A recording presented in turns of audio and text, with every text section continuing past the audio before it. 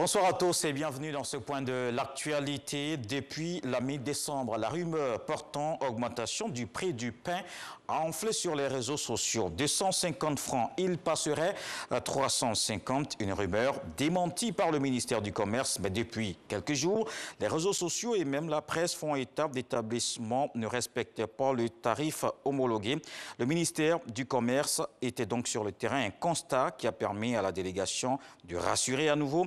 Le prix du pain, la baguette du type 55, pesant entre 193 et 228 grammes, garde le même prix de 150 francs. Seuls les pains de fantaisie, les brioches et autres produits utilisant les mêmes intrants sont soumis au niveau prix à l'appréciation des patrons boulangers, ce qui crée évidemment souvent des amalgames.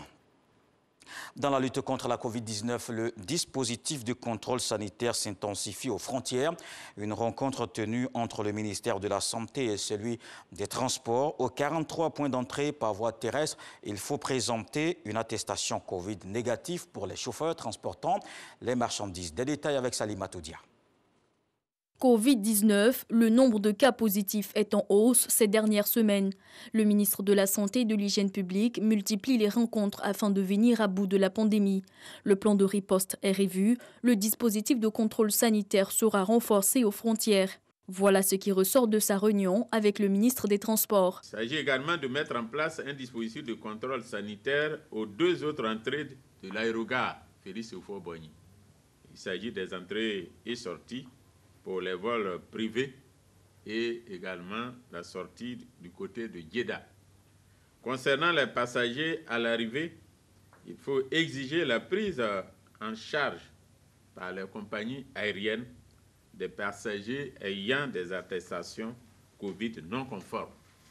Une sensibilisation devrait donc être faite pour les vols domestiques en vue d'instaurer le même contrôle sanitaire que pour les vols internationaux. Pour les transports en commun, la sensibilisation sur le respect des mesures barrières doit être reprise et intensive.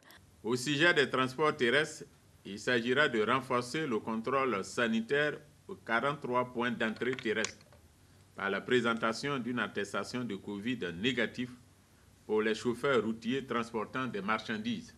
Les mesures prises pour les transports maritimes dans le cadre de la lutte restent en vigueur.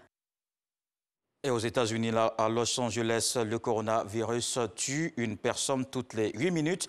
La Covid-19 a déjà fait plus de 11 500 décès. La Californie dépassée par le nombre quotidien de morts. À cela s'ajoutent des hôpitaux débordés, du personnel à bout de force et des patients atteints de la maladie ou autres traités parfois dans des tentes ou dans un couloir.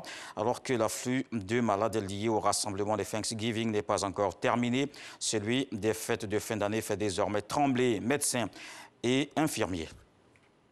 Et sur le continent, Denis Sassou Nguesso a investi officiellement par son parti hier. Le président congolais, 77 ans, a été investi candidat au scrutin présidentiel de mars 2021 par sa formation politique. Le Parti congolais du travail dit œuvrer pour sa victoire.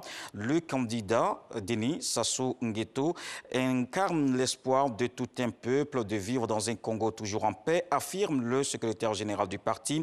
Face à lui, deux autres candidats sont déjà déclarés à la présidentielle, dont Mathias Sanzon, son ancien ministre des Finances.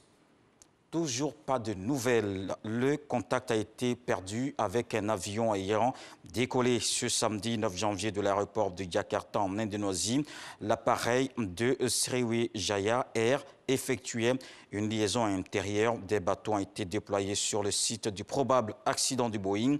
Le périmètre de recherche des marines et des secours indonésiens est désormais précis.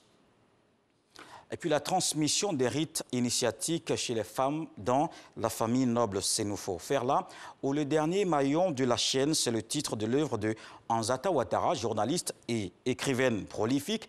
Elle est l'invitée de la page culture. Je vous donne rendez-vous donc à 20 h.